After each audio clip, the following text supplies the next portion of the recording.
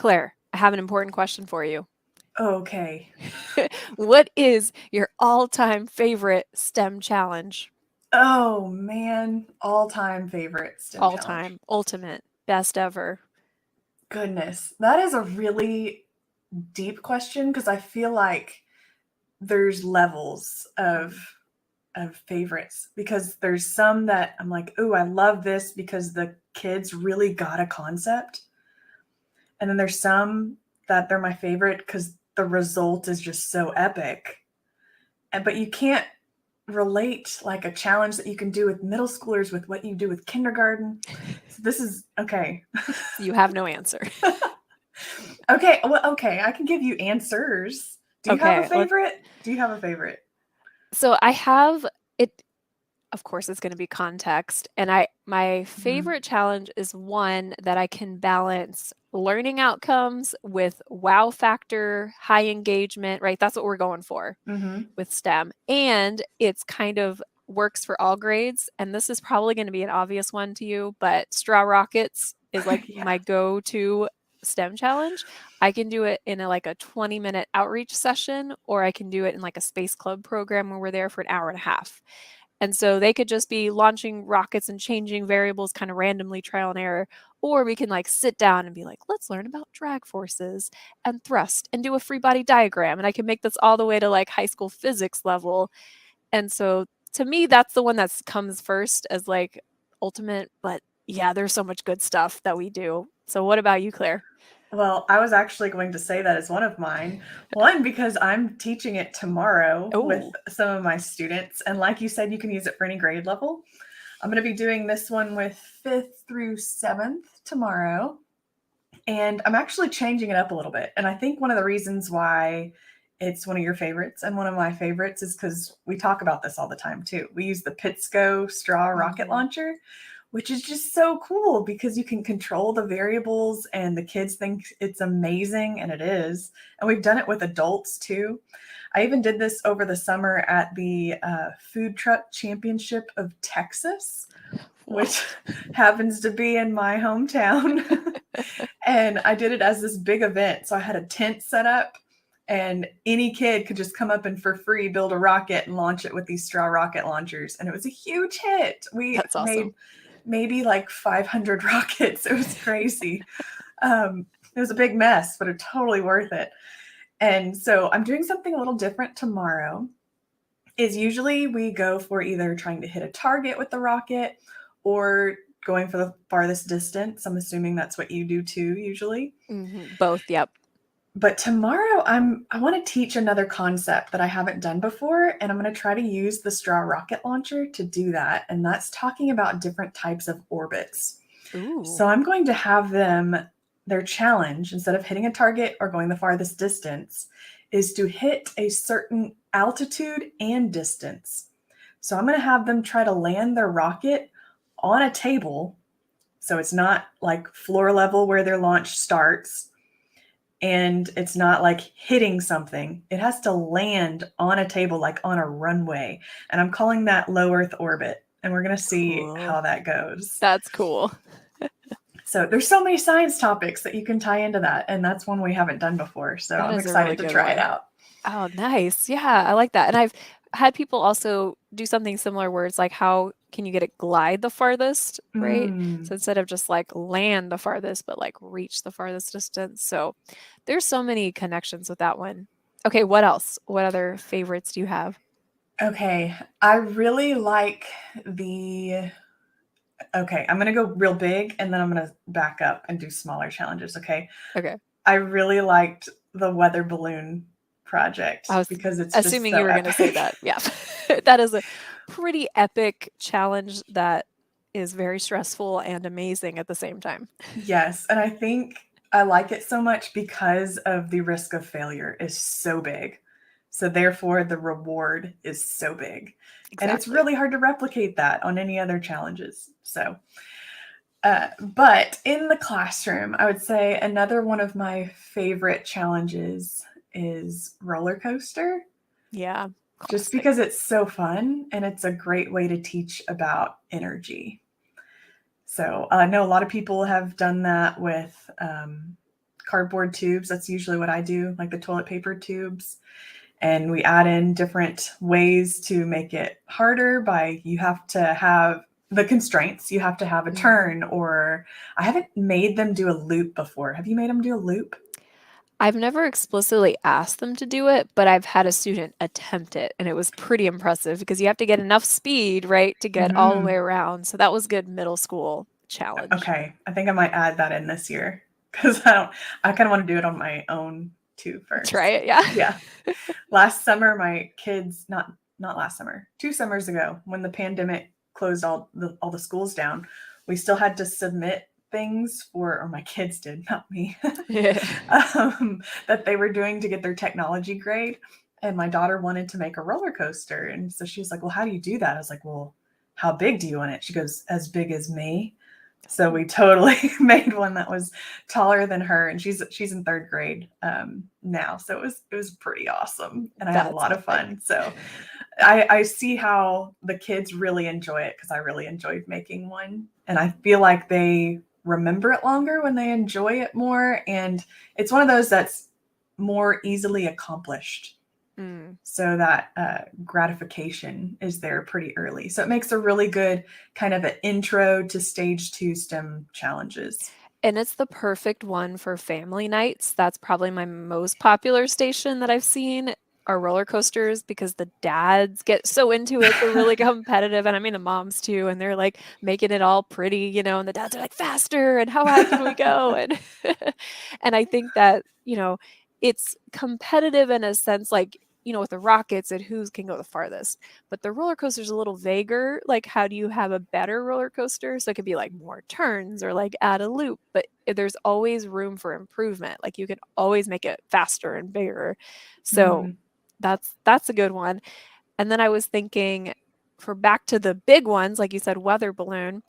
Um, this is a stage 3 challenge, which is my colony competition. So Ooh. designing a base on the moon or on Mars or an orbital station. And I love this project because it brings together not only engineering, so that how do you survive, food, water, energy, but also how do you stay happy in this barren land where there's no other people, there's no food, and you know, parks that are on Earth and all your family. So they have to think about mental health and the layout of their colony and where they're going to place everything. So I like bringing in this these different disciplines, adding in the science and the social and emotional skills. And I know, Claire, you've done like history added into your projects. I think that just really brings depth to STEM. Absolutely. We always talk about how it is this collaboration of all the different disciplines. Don't add any other acronyms in there, but I think it's so amazing when you can do those big projects where you can have kids pull in things that they've learned in other classes or currently learning in other classes. And I love how in the colony project, which I haven't done yet, it's on the schedule for next year, but that you even have it to where they work on their presentation skills as a group, right? Because they present Right. to judges. Yeah, and that's when we can bring in the STEM experts. So we bring in mentors from the beginning. And so they talk with architects to talk about scale modeling and the layout and the arrangement. And I had one architect talk to the students about designing a school and where do you place windows and where's the optimal place for bathrooms. And that's something that kids can relate to and be like, I never thought about who designed a school. And now they have to take that thinking to their own little base or city on the moon. So it's really cool to get kids to really think about this designed world that we're in. Like someone has designed everything kind of that we touch and feel and use and experience, which is kind of crazy to think about and fun for the kids to explore that. Yes. Oh, that makes me want to do like a space camp for teachers, except that it's just whatever these engineering challenges are. Because so many times I'm like, okay, kids, this is what you're doing today. I want to do this Right. actually. Can I join y'all? But don't look at these examples. Well, we're going to be at SEEK, Mm. Space Exploration Educators Conference in February. Registration is now open. We were not paid to say that, but it is our ultimate. We talked about ultimate STEM challenges. Well, this is our all-time favorite STEM Mhm. conference. I mean, this is an incredible conference, especially if you love space like we do. I highly recommend it. And last year it was virtual. This year it's back in person, and it's at NASA Johnson Space Center in Houston, which is like the mecca of all things awesome for those that love space like we Oh my do. gosh. Meet Because you, astronauts. oh wow. Yeah, and you can do all the tours of all the different places like Building 9 at NASA where all the really cool experimental stuff is, and you can even go do a diving tour thing, Yeah. which I haven't done yet, but I heard it's amazing, in the neutral buoyancy lab, which is where the astronauts train in the submerged replica of the International Space Station in the world's largest pool. So you can go do all that stuff and get some great PD. And come to my session. It's Yeah, going to be a mission to the moon. If you yes, want to hear about the ultimate STEM project. that's right. And we're going to be doing a session also on weather balloons too. Hmm. So there's so many really cool stuff. So shameless plug there. Go Right. to the SEEK conference at NASA. Yeah, we love it. But any other amazing STEM challenges that are your favorite? A while ago, this has probably been several years, we posted on our blog. It was part of a chain of all these ultimate STEM projects. Mm. And it still is one of my favorites, which is the Space Lander. And the students have to keep two marshmallows or ping pong balls inside a cup, and they can't build. So it's not a drag device, it's a shock absorbing or drag in another sense device. So they can only build below the platform. And it's really fun. And Claire, you add a twist to that challenge, right? Yes. So I always like to teach about failure, and I want kids to learn how to learn from their failure. So the twist that I always add is, well, we're trying to bring astronauts safely down from space to land safely on Earth without bouncing out of the cup or their capsule. But wait, we just heard that they're actually aliens coming to steal all of our pizza or something like that. So you actually need to sabotage. So after they successfully absorb the shock of impact of this cup landing on the floor, they now need to learn from where they had failed, probably while they were building it and testing it, and replicate that and sabotage it to make the ping pong balls or marshmallows pop out of the cup when it lands, so that these aliens don't come steal your pizza. So it's just a way of saying, hey, failure's okay, and actually you need to remember why it failed for lots of reasons. One, so you can learn from your mistakes, but two, you might need to use that again. So Right. yeah, that is another great challenge. And I think we kind of have a theme of trying to surprise our kids as whenever possible. And so having like scenarios that they're not expecting, or the classic pipe cleaner tower challenge, that's probably one of my favorite icebreakers. Kids have to build a tower out of pipe cleaners, and then, oh no, you lost an arm. And there's a scenario behind it, but like all these things happen and they have to adapt and be creative and work as a team. And I think kids really enjoy that. Absolutely. And they learn so much more than I think when you add twists and change things up on them, because that's how the real world works. Exactly. So great challenges. I know that we could probably talk all day about all of our favorites and end up naming all of the challenges we've ever done. Right? Oh, wait. Okay, before we end, Uh-huh. what has been a failed challenge? Has there been one that you tried and were like, "Oh, maybe that's not gonna be as expected?" Yeah, I've done lots of those. I'm trying to remember the last one. I usually save it though by saying, and this was just to teach you that you can't always, Right? but like I did this on purpose. I think I did one year. It was Christmas time, and I was trying to get them to build the tallest tower out of candy canes and rubber bands. And I tried to do this with like first graders. Uh-oh. And I don't know why I thought this would work. I think I'd seen another educator do it before, and I was like, oh, that's kind of fun using candy canes, but they don't even know how to wrap rubber bands. And like I could figure out how to do it. So it was complete failure. And I ended up being like, oh, you just got extra funding from NASA, and now Yeah. you can use tape. So I Nice think save. Yeah, yeah.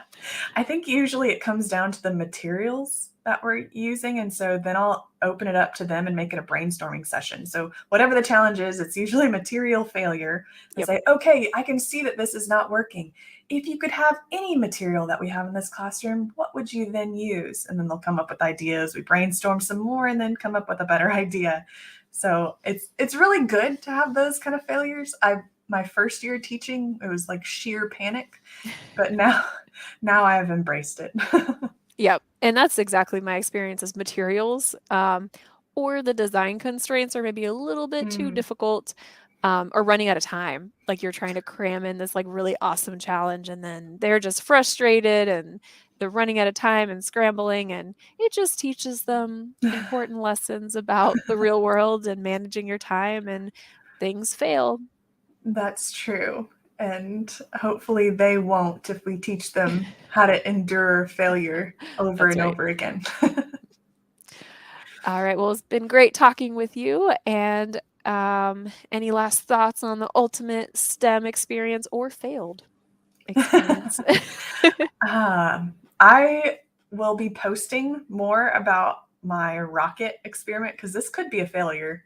Who Hmm. knows? But my straw rocket's trying to go into low Earth orbit. But Yeah, that's right. I'll be posting that later this week, hopefully, and hopefully it'll be a success. And we will definitely be sharing more of our favorite STEM challenges as we continue. Sounds great. Talk to you later. Bye bye. See ya.